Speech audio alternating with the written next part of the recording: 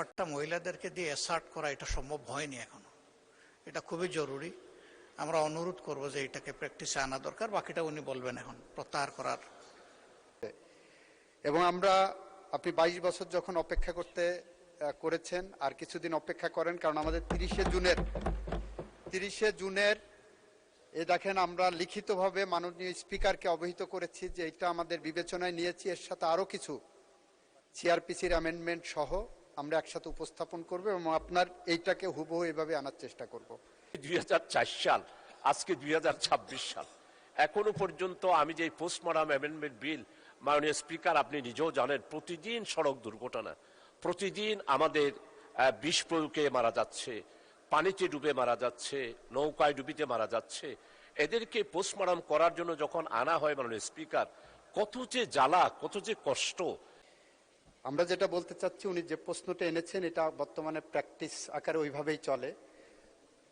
মহিলা dead বডিকে autopsy করা হয় যখন, পোস্টমর্টেম করা হয় যখন, তখন সেই সম্মানটা দিয়েই করা হয়, মহিলা ডাক্তার দিয়েই করা হয়। হাজতখানায় গেলে মহিলা পুলিশ দিয়ে ডিল করা হচ্ছে, এটা আমাদের প্র্যাকটিসের পার্ট করা হয়েছে। আমি Shahjahan Chowdhury, Chattogram 15, the code of criminal procedure 1898 অধিকতর সংশোধন কল্পে আমার আনিত bill, the code of criminal procedure amendment bill 2026 উত্থাপনের জন্য আপনার অনুমতি প্রার্থনা করছি। মাননীয় স্পিকার, আপনাকে ধন্যবাদ। ধন্যবাদ মাননীয় মন্ত্রী। মাননীয় আইন, বিচার ও সংসদ বিষয়ক মন্ত্রী। মাননীয় স্পিকার, আপনাকে ধন্যবাদ। মাননীয় স্পিকার, ফৌজদারি কার্যবিধিতে 565টি ধারা আছে, তার অনেকগুলো উপধারাও আছে। এই 1898 সালের এই আইনটার মধ্যে আমরা এই পার্লামেন্ট ত্রয়োদশ জাতীয় সংসদে এসে প্রথম অধিবেশনে 29টি ধারা আমরা সংশোধন করেছি। আরো কিছু ধারা আমরা সংশোধনের উদ্যোগ নিয়েছি। উনি এই বিলটি দেওয়ার পরে, মাননীয় স্পিকার, আমরা পার্লামেন্টে গত 30শে জুন চিঠি লিখে জানিয়েছি, আপনাদের রেকর্ডেও আছে, যে আমরা এই সেকশন সহ, ওনার এটা বিবেচনা সহ আরো কিছু সেকশন আমরা অ্যামেন্ডমেন্ট আকারে অচিরেই নিয়ে আসবো। সেই কারণে এটাও এই বিবেচনায় থাকবে। সেই কারণে আপাতত এটাকে প্রত্যাহার করার অনুরোধ জানাচ্ছি এবং ওনাকে বিশেষভাবে ধন্যবাদ জানাচ্ছি। যেটা এনেছেন নীতিগতভাবে এটার সাথে আমি দ্বিমত পোষণ করব না, বাট আমরা যেহেতু এটা আনছি একই সাথে এটা কমপ্লিট করব। মাননীয় স্পিকার, আপনাকে ধন্যবাদ। আপনাকে ধন্যবাদ মাননীয় মন্ত্রী। মাননীয় সদস্য, মাননীয় মন্ত্রীর বক্তব্য এবং বিলটি উত্থাপন না করার অনুরোধের প্রেক্ষিতে আপনার যদি কিছু বক্তব্য থাকে আপনি দয়া করে বলতে পারেন। ধন্যবাদ আপনাকে। মাননীয় স্পিকার, আপনাকে অসংখ্য ধন্যবাদ। আমাদের মাননীয় আইনমন্ত্রী মহোদয়কেও আন্তরিকভাবে ধন্যবাদ জানাচ্ছি। আমরা বেসরকারি সদস্য বিলের আমার এই বিলটা, যেটা আমাদের জনাব মাননীয় সংসদ সদস্য শাহজাহান সাহেব নোয়াখালী, ওনার সভাপতিত্বে আমাদের বেসরকারি সদস্যদের বিল কমিটির বৈঠক হয়েছিল, সেখানেও আইনমন্ত্রী ছিলেন। মানে স্পিকার, আমার মনের বড় জ্বালা হলো, আমি 2004 সালেই এই বিলটা মহান সংসদে উত্থাপন করেছিলাম এবং পাশের জন্য অলরেডি টেবিলও এসেছিল। তখন আমাদের স্পিকার ছিল ব্যারিস্টার জমির উদ্দিন সরকার মহোদয়। তো যেদিন পাশ হবে এবং বিলটা আমরা সবাই উৎসাহ উদ্দীপনা, আমার জমাত সহ, আমি তো তখন 4 জনীয় জুটেই ছিলাম, তো সবাই আমরা উৎসাহ উদ্দীপনা নিয়ে সেদিন এসেছিলাম। সেই দিন আমাদের মাননীয় প্রধানমন্ত্রী, দেশ নেত্রী, 3বারের প্রধানমন্ত্রী, আমার অত্যন্ত পরম শ্রদ্ধাভাজন, উনি আমাকে স্নেহ করতেন। উনি আমাকে ডেকে যখন বললেন যে আমরা বিলটা বিবেচনা করব, নির্বাহী আদেশ দেব, আপনি উইথড্র করেন। তো আমি এটার পরিপ্রেক্ষিতে আমি উইথড্র করেছিলাম। এটা আমাদের সম্মানিত তখনকার দিনের ডক্টর খন্দকার মোশাররফ সাহেব, উনি উপস্থিত ছিলেন, সবাই আপনারা পুরাতন যারা আছেন।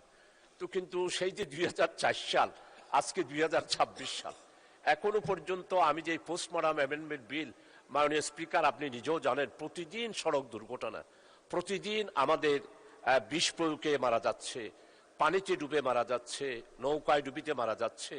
এদেরকে পোস্টমর্টম করার জন্য যখন আনা হয় মাননীয় স্পিকার, কত যে জ্বালা, কত যে কষ্ট। একদিকে মৃত্যুবরণ, আর একদিকে তাদেরকে পোস্টমর্টম, আর একদিকে তাদেরকে দাফন কাফন, এই সব জ্বালাতন থেকেই 1898 সালের আগেই এটা এই পোস্টমর্টম এই বিষয়টা তখনকার দিনও আইনটা ছিল। মানে স্পিকার, আমি এই জন্যে এই দুঃখ, এই ব্যথা, এই বেদনা, জনগণের এই গ্লানি থেকে মুক্ত হওয়ার জন্যই আমি অত্যন্ত সাজানো গুজানো ভাবে এই বিলটি আমি দীর্ঘদিন সাধনা করেই আমি আবারও এতদিন পর প্রায় 22 বছর পর আবার এই বিলটি এনেছি। তো মাননীয় আইনমন্ত্রী যদি মেহরবানি করে এটাকে উইথড্র করার জন্য বলেছেন, আমি এটাকে অবশ্যই সম্মান করি এবং আপনাকে অবশ্যই সম্মানিত করব। কিন্তু আমার এই বিলটা যদি আপনি একটু কমিটিতে গিয়ে বিবেচনা করে আমারগুলোও যদি এইখানে অ্যাড করেন, যে মহিলাদেরকে মহিলা করবে, পুরুষেরা পুরুষদের করবে, আর কেউ যদি পারমিশন নিয়ে বলে যে আমি মামলা করব না, আমার এই লাশটাকে যে অ্যাক্সিডেন্ট হয়েছে তাকে সরকারের পক্ষ থেকে অনুমতি দিয়ে আমাকে দাফন করা হোক, এইভাবে করে 8টা সংশোধনী আমি মাননীয় স্পিকার দিয়েছি মানবতার স্বার্থে, আমাদের জনগণের দুঃখ ব্যথা বেদনা লাঘবের স্বার্থে। আমার এটা যদি বিবেচনায় নেন, কমিটিতে যদি বিবেচনার জন্য নেন, তাহলে আমি অত্যন্ত বাধিত হব মাননীয় স্পিকার। এটাই আমার পক্ষ থেকে আবেদন মাননীয় স্পিকার। আই থিংক আপনি খুব ভ্যালিড পয়েন্ট মেড আউট করেছেন, যে কারণে মাননীয় আইনমন্ত্রী দাঁড়িয়েছেন কিছু বলার জন্য। মাননীয় আইনমন্ত্রী। আপনাকে ধন্যবাদ। আপনার মাধ্যমে অন্য সংসদ সদস্যকে ধন্যবাদ। উনি ভ্যালিড পয়েন্ট উত্থাপন করেছেন, এ বিষয়ে কোনো দ্বিমতের জায়গা আমি রাখি নাই। আমরা যেটা বলতে চাচ্ছি, উনি যে প্রশ্নটা এনেছেন এটা বর্তমানে প্র্যাকটিস আকারে ওইভাবেই চলে। মহিলা ডেড বডিকে অটোপসি করা হয় যখন, পোস্টমর্টেম করা হয় যখন, তখন সেই সম্মানটা দিয়েই করা হয়, মহিলা ডাক্তার দিয়েই করা হয়। হাজতখানায় গেলে মহিলা পুলিশ দিয়ে ডিল করা হচ্ছে, এটা আমাদের প্র্যাকটিসের পার্ট করা হয়েছে। এবং আমাদের মাননীয় সাবেক প্রধানমন্ত্রী বেগম খালেদা জিয়া বলেছিলেন আপনার কাছে, যেটা অ্যাডমিনিস্ট্রেটিভ অর্ডারে করা হয়েছে, তখন থেকে এটা অ্যাডমিনিস্ট্রেটিভ অর্ডারে চলছে। এবং আপনি 22 বছর যখন অপেক্ষা করেছেন, আর কিছুদিন অপেক্ষা করেন, কারণ আমাদের 30শে জুনের দেখেন আমরা লিখিতভাবে মাননীয় স্পিকারকে অবহিত করেছি যে এটা আমাদের বিবেচনায় নিয়েছি, এর সাথে আরো কিছু সিআরপিসির অ্যামেন্ডমেন্ট সহ আমরা একসাথে উপস্থাপন করব এবং আপনার এইটাকে হুবহু এভাবে আনার চেষ্টা করব। সুতরাং আপনি বিলটা প্রত্যাহার করলে আমরা প্রতিশ্রুতিবদ্ধ থাকছি, এই সংসদ আশা করি সেটা বিবেচনা করবেন। আপনাকে ধন্যবাদ। ধন্যবাদ মাননীয় আইনমন্ত্রী। মাননীয় সদস্য, মাননীয় বিরোধী দলীয় নেতা।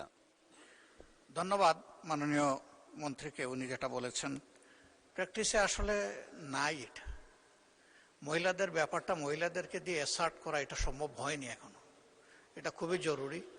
আমরা অনুরোধ করব যে এটাকে প্র্যাকটিসে আনা দরকার। বাকিটা উনি বলবেন, এখন প্রত্যাহার করার বিবেচনায় নিতে পারেন আপনি।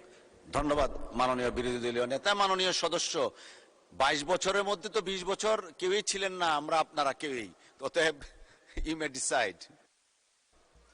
মাননীয় স্পিকার, আপনাকে ধন্যবাদ। আমি আল্লাহ তাআলার শুকরিয়া আদায় করছি, বিশেষ করে আমাদের সাবেক তিনবারের প্রধানমন্ত্রী দেশনেত্রী বেগম খালেদা জিয়াকে। উনি একটি নির্বাহী আদেশের মাধ্যমে সেই দিন এটা বুঝতে পেরেই উনি সেদিন নির্বাহী আদেশও দিয়েছিলেন। এটা এখনো কার্যকর আছে, হয়তো যেখানে মহিলা ডাক্তার নাই সেখানে অসুবিধা হয়, কিন্তু সম্মানটা করা হয়। আমি চট্টগ্রামের পোস্টমর্টম মর্গের মধ্যে আমি 2-3 বার প্রায় প্রতি মাসেই গিয়ে সফর করি। এগুলো প্র্যাকটিসের মধ্যে আসে, কিন্তু মহিলা ডাক্তার নাই বলে কিছু অসুবিধা হয়। আমাদের মাননীয় বিরোধী দলের নেতা এবং আমাদের আমির জনাব ডক্টর শফিক সাহেব যথার্থই বলেছেন যে প্রত্যেক জায়গার এটার কার্যকরী নাই। আমি আমাদের মাননীয় মন্ত্রীর আশ্বাসের পরিপ্রেক্ষিতে এবং আমার মনে হয় আমার এই বিলের ব্যাপারে আজকে সারা জাতি এই বক্তব্যটা শুনছেন, আমাদের আইনমন্ত্রী মহোদয়ের বক্তব্য শুনেছেন, আমরা সবাই এটার প্রয়োজনীয়তা উপলব্ধি করছি। সেটার পরিপ্রেক্ষিতে যিনি যে আশ্বাসটা দিয়েছেন আমার বিলটাও অ্যাকোমোডেট করবেন, সেটার পরিপ্রেক্ষিতে আমি ওনার আশ্বাসের পরিপ্রেক্ষিতে আমি আমার এই বিলটা প্রত্যাহার করে নিচ্ছি। মাননীয় স্পিকার, আপনাকে অসংখ্য ধন্যবাদ। আপনাকে অসংখ্য ধন্যবাদ মাননীয় সদস্য।